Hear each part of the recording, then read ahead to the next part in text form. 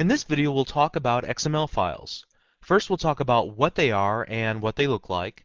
We'll briefly talk about XSD files, or rather XML schema document files, and then we'll show how to open up an XML file from our hard drive and read through the data in the file using the .NET framework in C#. XML stands for Extensible Markup Language, and it's very similar to HTML in its use of tags.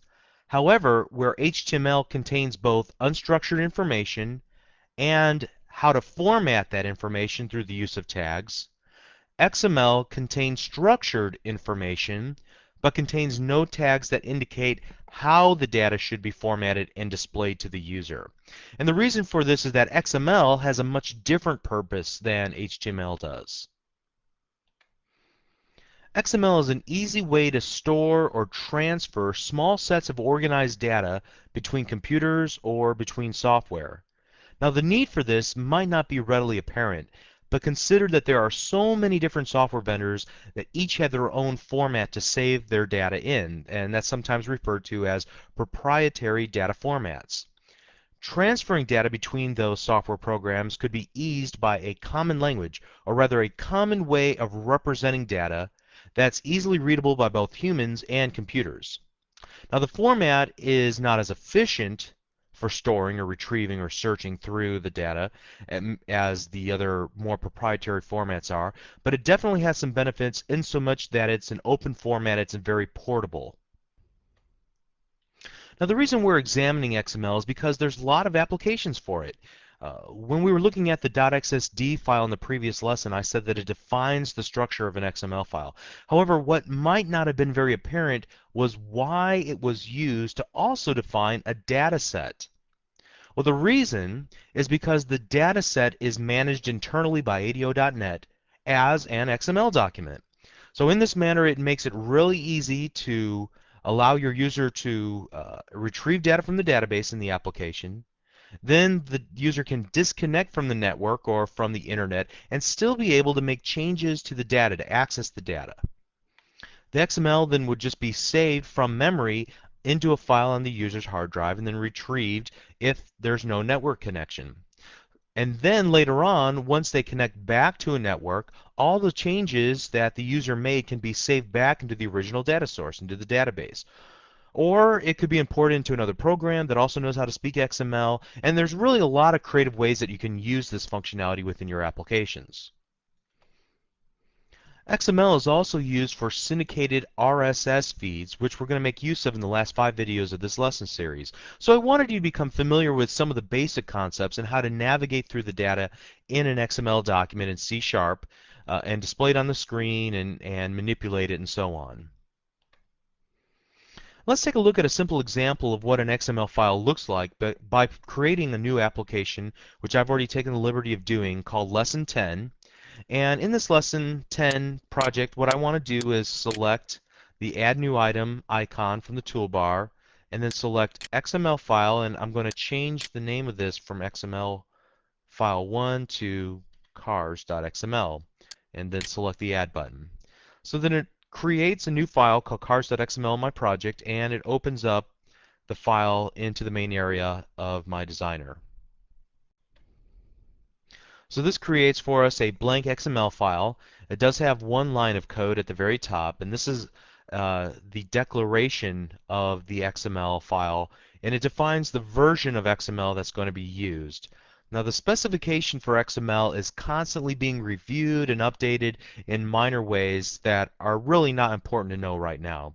But this little bit of information here is really for applications so that the application can know what version of the document should conform to. Now, the second part of this definition statement is the encoding style, which defines what set of characters to expect the document to be encoded in. Let's not worry too much about this for now. Instead, let's try creating something interesting. So what I'm going to do is just go to the next line here and start typing the word car lot. Notice I use an open bracket to start, and then I'm going to use a close bracket, and when I do, the IDE automatically inserted a second tag of the same name, but it also has a /. Now, let me set up this example so you kind of understand what I'm going to try and do, or at least the philosophy of the example. I've created this fictitious scenario of a car lot, and I'm creating an XML document that contains the details of the cars that I have for sale on my car lot. Now, I want to exchange this list of cars with other car dealers in my area. Now, the thought is that I would give another car dealer a commission on any car that he sells from my car inventory. So if he doesn't have the car that his customer is looking for, he can search a database that's populated by the various car dealerships around town and see if anybody else has that car. Now, if I'm a dealer on the other side of town, the benefit to me is that I'm able to sell more cars to customers that I may not have had otherwise been able to reach. So this file could be loaded into whatever software each dealership uses for performing their own searches. Or perhaps this document could be crawled by some search engine out on the internet that displays cars over the web to people who are looking for car deals online. So whatever the case might be, I've got this concept of a car lot. And the first thing that I've created was an element called car lot. This is called the root element of the XML document. XML documents have to contain one element that encloses all the other elements within the body of the XML document. So this is called the root, or the root element, or the root node. And so sometimes I'm going to refer to the word node, and system.xml in the .NET Framework classes, they use the word node as well. It's just another word for element, and I'm going to use these interchangeably whenever I talk, just so you know. So I'm going to create a single car element within the car lot root. And the way I do that, let's come over here and do an open tag, type in the word car, and then a close tag. And notice that the IDE again completes the creation of the tag by creating an ending tag. So we have a begin and an end. And let me do another one as well. Here we go, car. So now I have two children elements within the parent element of car lot.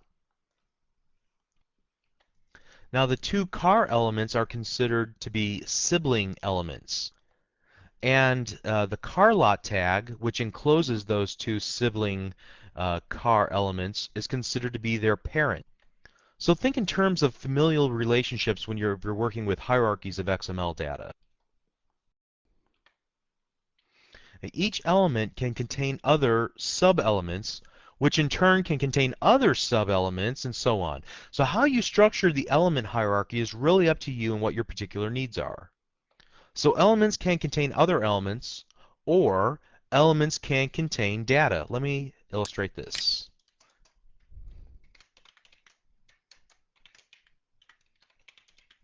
So in this case, I've created another element called make, and it contains information, in this case, the make of the car, which I've defined between the two tags, the begin make tag and the end make tag, as Oldsmobile. So basically you see here again that the car element contains nodes, but the make element contains text. So an element can contain either other elements or can contain text or some value. It can contain one or the other, but it can't contain both. Or an element can contain neither, as in the case that I'm going to do right now, in the case of price. So you can see in this example that this isn't very useful because it doesn't contain elements, it doesn't contain a value, so what's the real purpose of this? Well, by itself there is no real purpose. But elements can also contain something called an attribute. So in this case, what I could do here is something like value equals 2500. Okay, so we've got an attribute called value, and the value of the property value, or the attribute value, is 2500. We could also put that here instead. So price equals 2500. Okay, and I can just delete this. So attributes are information that's encoded directly in the element definition. Now, when you use elements versus when you use attributes, that's completely up to you, which brings us to the next point. In XML, you define the structure of the document, and you define the tag names, or rather the element names, and you define the attribute names. Anything you want. The tag names should be descriptive of the type of data that's going to be stored in the element, because this makes the XML document self-describing and easy to read by humans as well as computers. So for the most part, this is all pretty much free form. You can do whatever you want here. However, the structure that you choose should be consistent and follow some pattern. It wouldn't make a whole lot of sense to have one car defined like this. Where we got here, model, we're going to call this Cutlass Supreme, and year.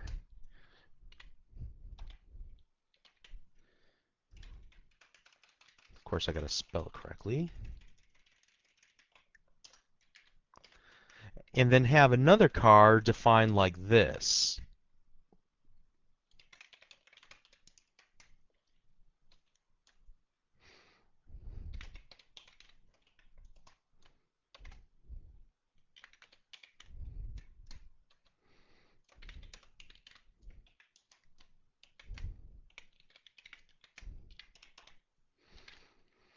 Okay, now the two definitions for the car may convey the same thing to us as humans, because we can kind of equate a company with the make, a style with the model, and the year that it was built with the year tag.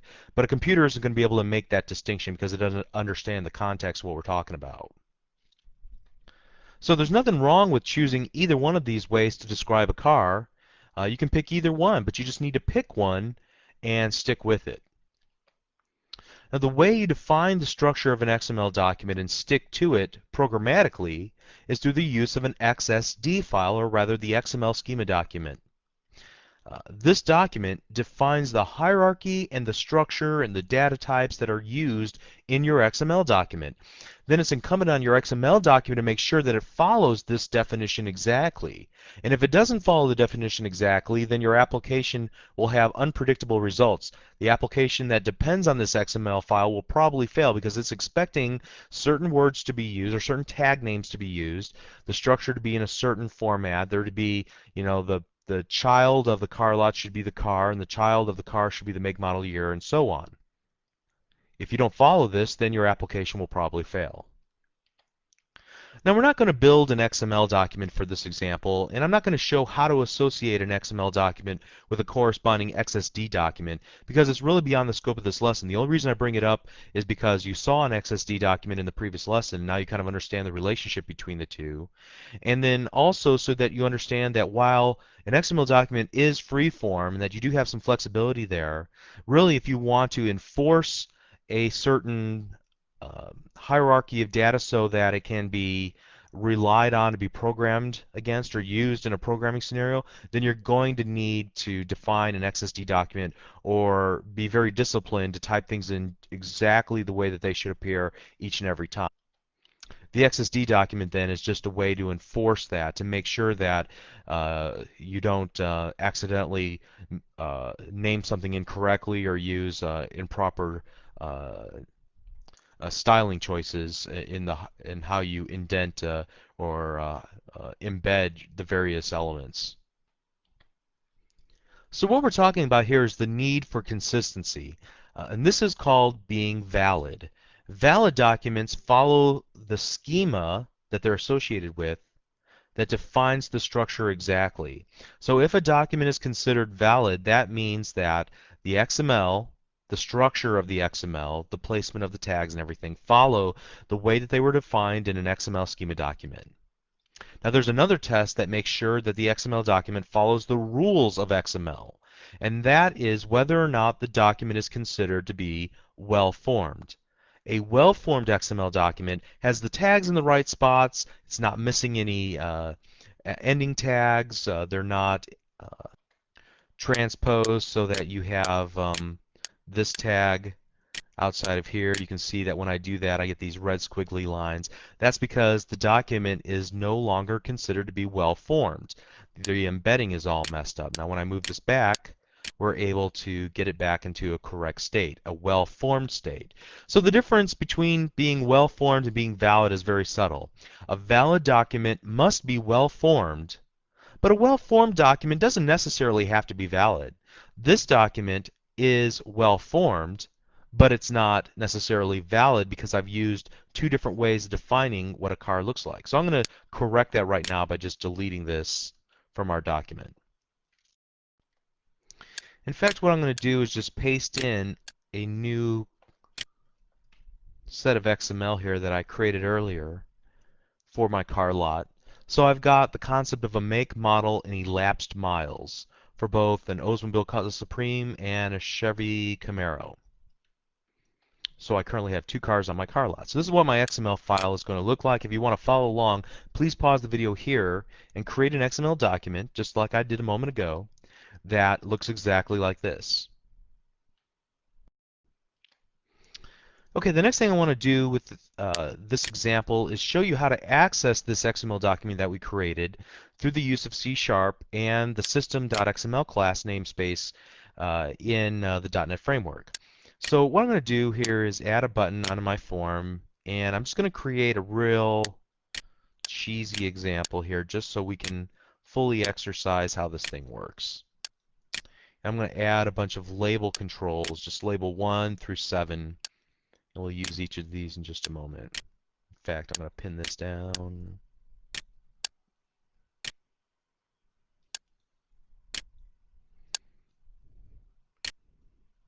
Now this isn't going to be a terribly practical example, but it will show you how to open up an XML document off of the hard drive and then how to display and navigate through the XML document using the system.xml namespaces. So let's close that down for now.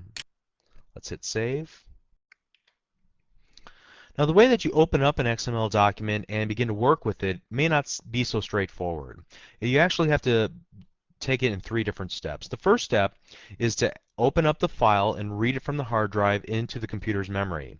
And you do this through the use of the system.io.streamReader class. Once the file is read into memory, then it has to be converted into XML. And so we'll use a different class called the XML text reader from our system.xml namespace. Now finally, after it's been parsed by the XML text reader, and parse just means to look through it and make sure that it's well formed, that is actually an XML document, and it does some other little reading and optimization from it. Then we're going to need to read it into a format that it can be worked with, and so we'll use an XML document object in order to do that.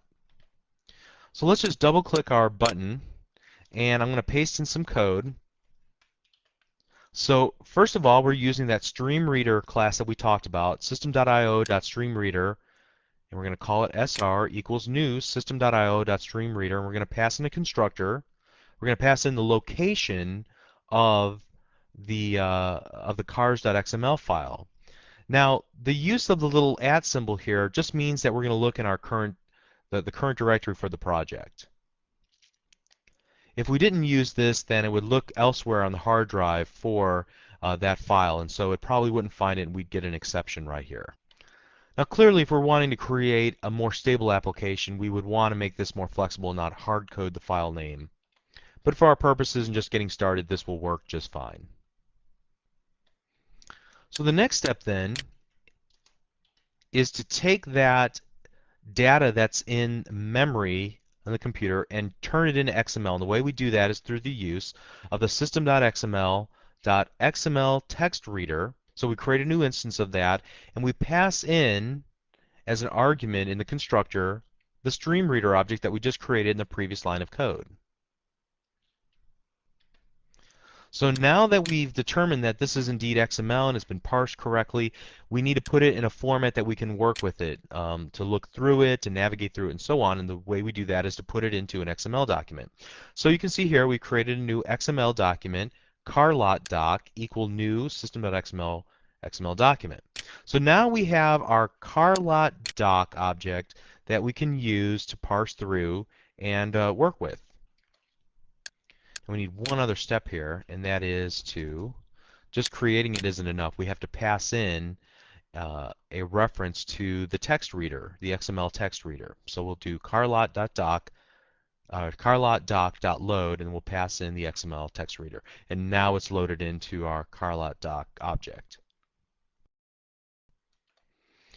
One of the first things that we can do now that we have the XML parsed out for us is to use the inner text property in order to display the entire contents of our document. So let's do this. Carlot dot inner text. Okay, so let's set that equal to label1.text equals inner text. Let's save this and then run our application and make sure that it works up to this point.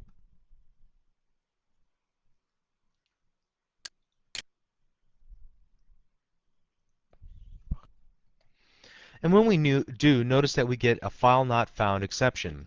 Basically, whenever our application is running in debug mode, a copy of the cars.xml file needs to be in the bin directory / debug directory. So let's do that right now. Let's copy our cars file.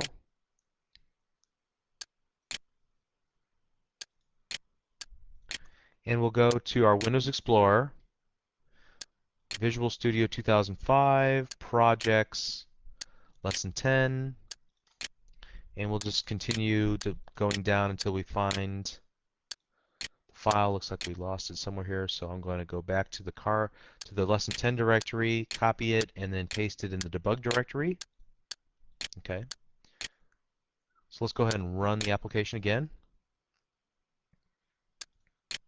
Okay, so now we can see that we have Oldsmobile Cutlass Supreme 5000 Chevrolet Camaro 60,000. Okay, the data is not very well formatted. It's just all run together. Notice that we don't have any tags listed whenever we're using the inner text property.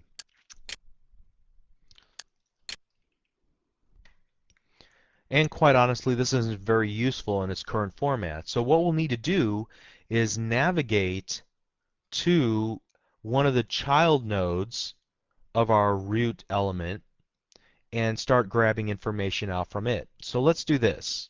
I'm going to paste in some comments so we can remember what we want here. And we're going to set the value of label2.text equal to carlot.firstchild.innerText. And to make it more obvious what this is, let's do this.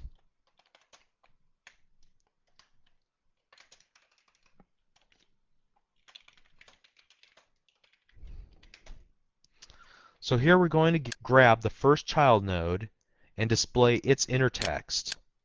Again, the inner text would just be what's contained within that first child node. So let's run this. Select our button. Okay, so the first child node is actually our XML definition, version 1.0 encoding UTF-8. Not exactly what we were looking for. So let's continue moving on. Let's use some navigation in order to get from the first child to the next child. And there's a bunch of different ways we could go about this. And this might not be the most efficient, but what I want to do is just show you how you can navigate through your document. So we have our second child node. So we'll do this, carlot.firstchild.nextSibling. So the next sibling in line should be the carlot root node, hopefully. So let's do this, inner text. Okay. And let's save it, and let's run it. Okay, so our second child node would contain then the inner text. Notice that the second child node's inner text is the exact same as the inner text for the entire document. So that inner text on the document object will help us get directly to the information that we're looking for. It'll help us avoid any of the definition type information at the top of the document, but we still get access to it by using the first child method of our document object. Okay, so let's move on. Next thing I'm going to do is just get a reference to the carlot object. So let's do this. System.xml.xml node carlot equals carlot dot first child dot next sibling. Okay, so now I'm working just with the car lot, and I can do something like this. Um, let's populate label 4 equals, now that we have a reference to car lot,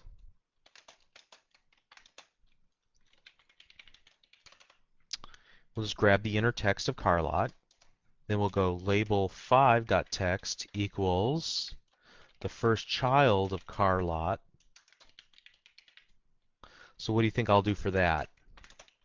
Car lot, whoops, car lot dot first child dot inner text, okay? And then let's just get kind of funny here. Label 6.text equals the first child of the first child of car lot. So what do you suppose that would be? Car lot dot first child dot first child dot inner text. Okay, so let's run this now and look at the 4th, 5th, and 6th labels. Okay, so now that we have a reference to car lot, we did the inner text, which would be just exactly like what we saw in the previous example and the first example. And now we're grabbing the first child of car lot, which would be that Oldsmobile Cutlass Supreme that we created. And now what we want to do is just grab the first sub-element or the first child of that Oldsmobile Cutlass Supreme, which allows us to grab the word Oldsmobile. Okay? Now, quite honestly, this isn't a very efficient way to go through an XML document, but I just wanted to show you the ability for you to navigate from the first child to the next sibling and so on in order to go through each node and find what you're looking for with an XML document. So this is using more of a parent-child sibling metaphor. It's one good way to navigate through the XML document, but it can be tedious sometimes and problematic because the document may not be formed exactly the way that your program might anticipate it. It still might be well formed, it still might be valid, but just different than what your application is expecting. So another way to utilize an XML document is through the use of an XPath expression. Now XPath is a companion technology to XML that allows you to search through the XML document to find exactly what you're looking for. So I'm just going to paste in an example here and not type the whole thing out. But let's talk about this. First of all, I'm going to grab a node list, an XML node list that I'm calling car lot items. And I'm going to use my car lot doc that I created earlier and use the select nodes method in order to find all the nodes of type car lot slash car. So what do you suppose this will return back to me?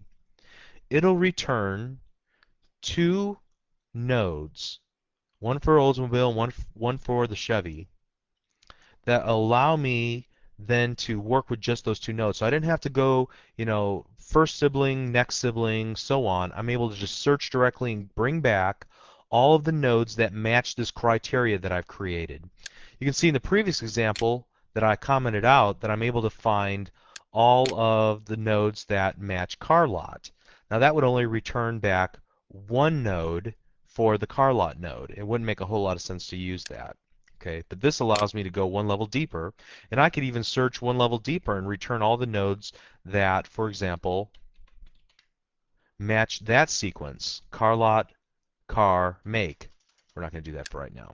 The next line of code is to actually grab 1 node, which I'm calling the make, and what I'm doing now is working with that list of items that were returned in the previous line of code. So I had 2 items, the Oldsmobile and the Chevy. I'm going to work with the first item, item sub-0, and I'm going to select a single node that is a child of either the first or second car.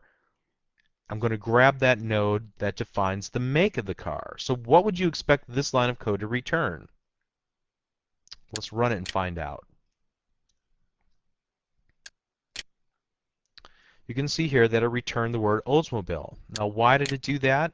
Because again, we first of all grabbed all of the nodes that matched car lot car, which would bring back this and this. Then we worked with the 0th or the first item within that list, which would be this one, and we said find the element within car called make and return the value, which was Oldsmobile. So I hope that you can see two things from this lesson. First of all, that there's nothing really magical about XML files. It's just text. You can create any format you want for it, use any keywords that you want to use. You just need to make sure that you go about it in a consistent way whenever you're defining the data that's within your XML file. And then the second thing is that it's very easy to navigate through the XML document in .NET. You can either go about it from what I call the parent-child sibling metaphor, where you're able to find the parent or the child or the next child or the next child and its children and so on. Think of it in those terms. Or to use an XPath expression where you're searching for elements within your XML document that match a certain pattern based on the names of the tags that you used. Now, if this doesn't make complete and total sense to you, watch the video again. Don't make too much out of it. It's a very easy concept, and although there are more things that we can add to your knowledge, this will get us as far as we need to go for the lesson that we're going to create, or the example that we're going to create in the next 5 lessons at the very end of this series of lessons. Over time, you can add more to your knowledge, so don't be intimidated by this. It's a very easy concept. So if you enjoyed this video, please visit www.learnvisualstudio.net to download and watch over 400 videos just like this one, aimed at all skill levels on many different topics related to C#, Visual Basic.net, ASP.NET, and more. Thank you.